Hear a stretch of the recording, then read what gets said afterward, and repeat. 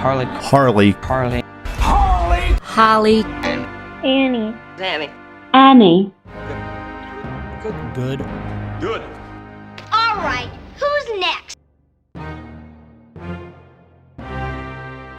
Thank you for joining us on today's Modcast. Today, we are interviewing Sarah Ramirez. Sarah Ramirez, thanks for joining us here today. Oh, thank you, Harley. It's nice to be here. We'll jump right into it. When did you first realize you wanted to be a writer? Well, I was always a writer. I was first pushed to be a writer when I was in second grade, and the teacher made us make little books. They used to make us make little books of poetry, and I can still remember my first one. My first one was something about marshmallow clouds and rainbows of candy. I don't remember, but I just remember writing some really, really cute poetry when I was a little girl. So since second grade. And when I realized how easy it was to make books. All right, that sounds great. How long does it usually take you to write a book? Let's see. It takes me anywhere between, to be honest, it takes me anywhere between an hour to 5 years. And I say that because what I'll do is I'll write whenever the inspiration strikes, and then I will compile all that within an hour. I'll compile that within an hour, and then that's all it takes.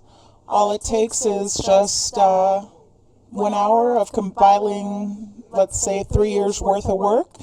But in between those 3 years worth of work, it's taken me 5 years to actually write anything.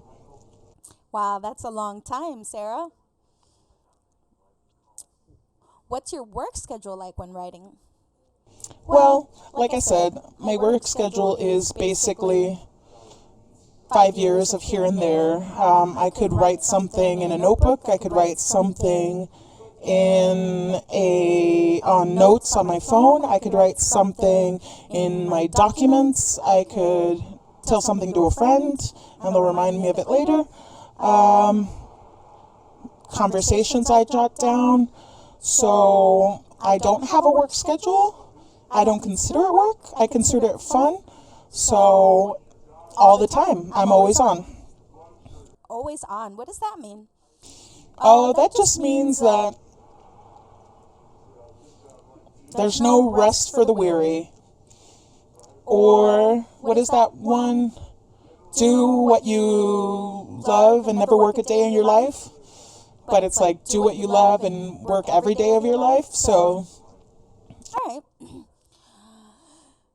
Next question. What would you say is interesting writing quirk? An interesting writing quirk? What does that mean? Well, a tick. Something that puts you apart from other writers. An interesting writing quirk. My writing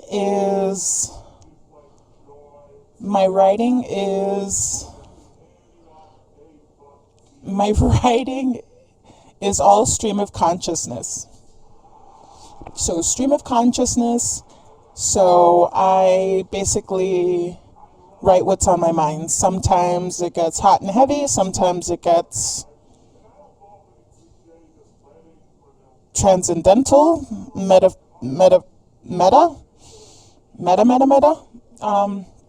But I guess that's my writing quirk. I write what's on my mind.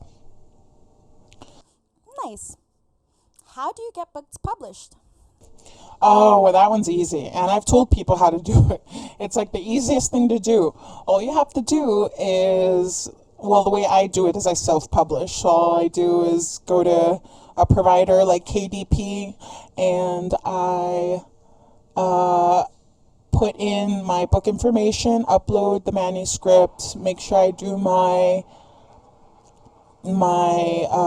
cover, I design my covers, I design my bio, as self-centered as that, or selfish as, or self-serving as that sounds. I do everything in the book. I mean, it kind of takes away from the fun of somebody thinking you're great, but I mean, doing the work and the legwork yourself just makes it that much more interesting and much more fulfilling, I think. All right, where do you get your information or ideas for your book? Oh, everywhere and anywhere.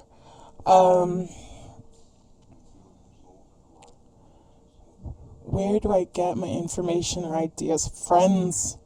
I am surrounded by like a million people. No, let's say, how many billions of people are there in the world? I think there's all a higher consciousness that we're all singularly attached to. And so I just think I know what everybody else knows, and everybody else knows me. I mean, I don't know like specifics or particulars, but it's just, you feel the beauty in life. And all that beauty I just try to channel, and I try to remember all the beauty and not the bad stuff. I have selective memory. That's how I get the information. I just filter all the bad shit and just get the good stuff. All right. When did you write your first book, and how old were you? All right, so my first book, like I said, was when I was in second grade, and it was just poems by Sarah E. Ramirez. Actually, I used to write my middle name without the A at the end, so it was just Erlind. I don't know why I would always forget to write the A, but I remember a lot of my writing in second grade was under Sarah Erlind Ramirez. But the first self-published book was 27, I think. 27, and that was Stream, and that was actually published by some random house, not random house, but like some random publishing company. Let's see. All right. What do you like to do when you're not writing? God, how many questions are there? Let's see. There's 16 questions, and we're only at 8. Oh, God damn it. All right. What do I like to do when I'm not writing? Videos, music. I considered it all tied in together, but taking walks, hiking, painting, spending time with my family, all the basics. What does your family think of your writing? My dad, he says he's always thinking how to get ahead in life. So when I wrote my first book that was just poetry and just random nonsense, he was like, Sarah, if you want to sell books, you gotta write stories. And then my sister's like, yeah, you gotta find a niche. You're Hispanic, write about being Hispanic. And so I wrote about being Hispanic, and I wrote sci-fi stories, and I published a whole book on it.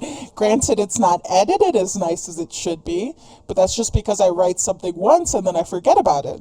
Because it's like, fuck it. Except the first story that I ever wrote. That was grueling years and maps of the way the country looked, the landscape and everything. So, yeah. So my family is very supportive. Just their ideas of writing are very different than mine.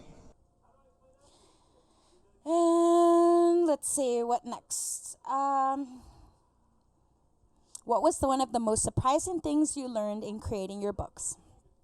The most surprising thing is that you can lose your mind and then find it again.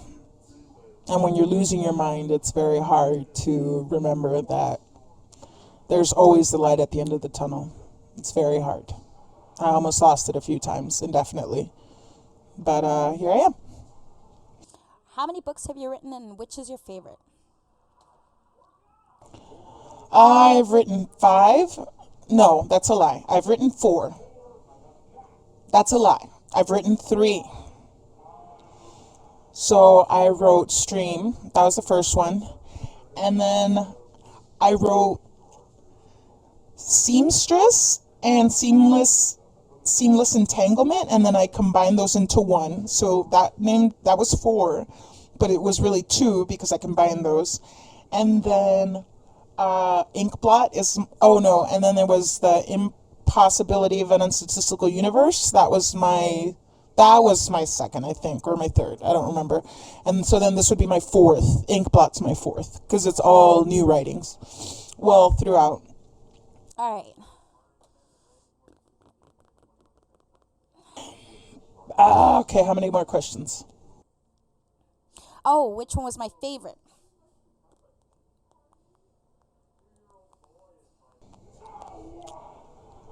Honestly, I think it might just be Inkblot. I haven't read it yet.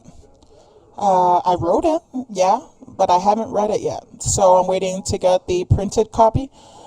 And I am going to read it through and mark off a bunch of things, and there'll probably be a second edition.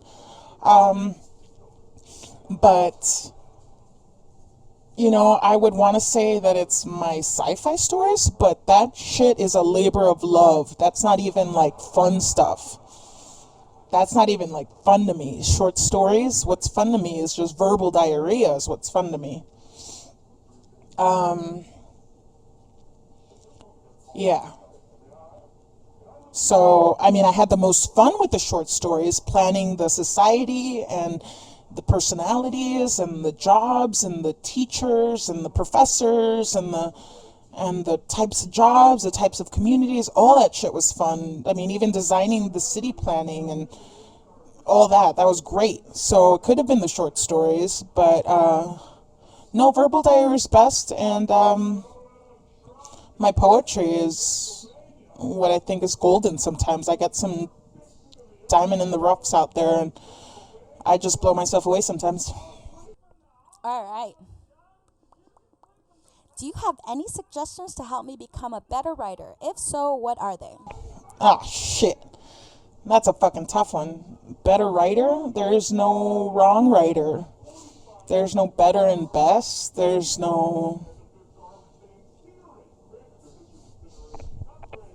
There is no better writer. There's just the type of writer that you are. My friend, you know, I was feeling really shitty because my writing was just kind of crappy, or I felt it was crappy. And I'm like, you know, I'm no Sylvia Plath. And then my friend says, don't be Sylvia Plath. Be Sarah. And I think that was like the best advice I could have gotten, because you know, you put a lot of pressure on yourself when you read all these people in the libraries and the ones getting taught in classes, and there's no way to mimic them. There's just the way to like come into your own. So just be yourself in whatever weird way, quirky way. Yeah, quirks. Find your niche. I mean, my sister wasn't wrong, and my dad wasn't wrong, and they, you know, just work at what you can, challenge yourself, and all that jazz. Jazz hands. All right. 4 more questions. Do you hear from your readers much? What kind of things do they say? I don't have readers. I have people that I push my writing on. I basically chuck books at people up on their heads, and they may or may not open up a page or two and be like, wow, this is a book. When was the last time somebody gave me a book? So if anything, I'm just novelty. I do this for my own peace of mind. And what kind of things do they say? They go, most of the people that they go, huh, yeah, that's interesting. I think that's the biggest one I get. What kind of things do they say? Huh, yeah. So it's not even like a thing. It's not even a thing they say. It's just like, huh. So, how do you transcribe that? All right. Following question. Do you like to create books for adults? Do I like to create books for adults versus children? I like to make my writing... Actually, Blot has a passage or two in there that's probably risque. And I let it slide just because I want to make it like apparent that I'm an adult going through these mental things. I had this when I was a child, for sure. Like when I was 12, I went through all the same things, but I didn't face it up until I was older. And I think I want to make it very apparent that it takes years and years for you to digest some of the stuff that society gives you. So my short stories read like juvenile fiction, so they're easy reads, and they're very PG. And they're just like pseudoscience. So, do I like to create for adults? Not necessarily, no. Whoever it's gonna speak to, whatever. I don't really care. What do you think makes a good story? Ah, shit. Another fucking question I don't know the answer to. What makes a good story? Hook, line, and sinker. Get them within the first chapter. Build up a good story. Even my son has written an amazing first chapter for his first book, and I think kids are getting really good at that because they're meme culture. It's like, get a good idea in while you can. So they're really good at that. So I think a lot of kids have the potential to just make really good books. I'm really excited to see the next generation of writers. All right. Last question. Oh, thank God. Last question. As a child, what did you want to do when you grew up? Astronaut, teacher, architect. I think... I've pretended to be an astronaut. I've studied some of the things, which I did there, so check that box. Teacher, I'm a mother, so I get to teach all the damn time. It's fucking amazing. And then architect, I did lots of city planning. So as a child, wow, it's going to make me cry. I'm doing everything I wanted to do.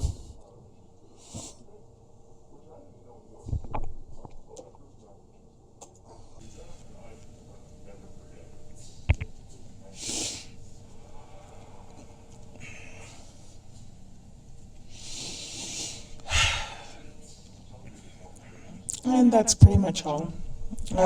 Just go pick up a book. Read a motherfucking book. Just any book, not mine. Somebody's writing. Encourage somebody. Say something pretty. Appreciate what you have. And do whatever the fuck you want. Well, thank you so much for this interview. I'm so excited to have you in the studio, Sarah. And this has been Sarah E. Ramirez. And her new book, Blot, is out on Amazon now. Thank you so much. Thank you for having me.